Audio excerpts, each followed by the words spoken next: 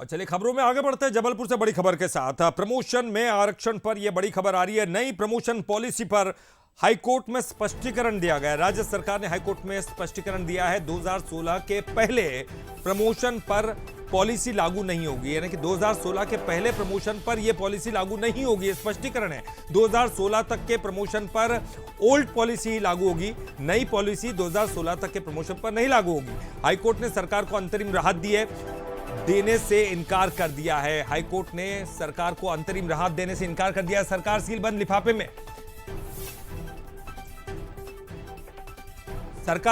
लिफाफे में quantifiable data दे सकती है। जी हां, सरकार सीलबंद लिफाफे में क्वांटिफाइबल डेटा दे सकती है। हाईकोर्ट ने आज से शुरू की है फाइनल हियरिंग। अंतरिम आदेश के बजाय अंतिम फैसला सुनाएंगे, यह हाईकोर्ट ने स्पष्ट कर दिया है। अंतरिम आदेश नहीं दिया जाएगा बल्कि अंतिम फैसला ही सुनाया जाएगा। हाईकोर्ट ने 28 और 29 अक्टूबर को अगली सुनवाई तय की है।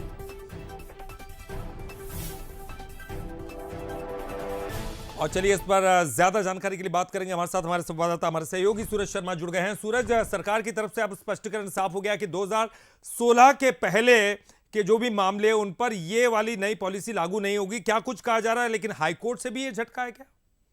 देखिए, बिल्कुल प्रमोशन में आरक्षण को लेकर सरकार लगातार कवायद कर रही थी और पिछली बार कहा भी गया था कि सरकार प्रमोशन में आरक्षण के कारण जिन लोगों का प्रमोशन रुका हुआ है उनको नई पॉलिसी के आधार पर प्रमोशन देगी। लेकिन जिस तरीके से हाईकोर्ट में याचिका दर्ज हुई और उसमें आज जब सुनवाई हुई तो स्पष्ट तौर पर सरकार की तरफ से कहा गया है कि साल 2016 के पहले जिनका प्रमोशन हुआ था वो पुरानी जो प्रमोशन स्कीम है उसके तहत ही रहेगा, लेकिन नए लोगों के जो प्रमोशन है वो साल 2016 के बाद के होंगे। इसको लेकर खासतौर से हाईकोर्ट ने ये भी कहा है, राज्य सरकार ने एक अंतरिम आदेश मांगा था कि आप अंतरिम जो फैसला है वो दे सकती है हाईकोर्ट, लेकिन हाईकोर्ट ने स्पष्ट मना कर दिया है। खुद स्पष्ट तौर पर कहा गया कि 28-29 तारीख अगली तारीख तय की गई है और हाईकोर्ट इसमें अंतिम निर्णय देगी, यानी आप फुल कट टू कट फैसला इसमें होगा। साथ ही ये बात भी कही गई है कि जो भी क्वांटिफाइबल डेटा है, यानी कि प्रमोशन में आरक्षण को लेकर कितने अधिकारी कर्मचारियों को आप प्रमोशन दे रहे हैं, चाहे उनके एक्सपीरियंस के आधार पर हो, क्रीमी लेयर के आधार पर हो, सेवा अवधि के आधार पर हो, कितने सालों उन्होंने नौकरी की और कितने प्रमोशन उनको मिलना चाहिए, तो अलग अलग जो फिल्टर्स है उनके आधार पर सरकार से डेटा भी मांगा है कि यदि आप सरकार चाहे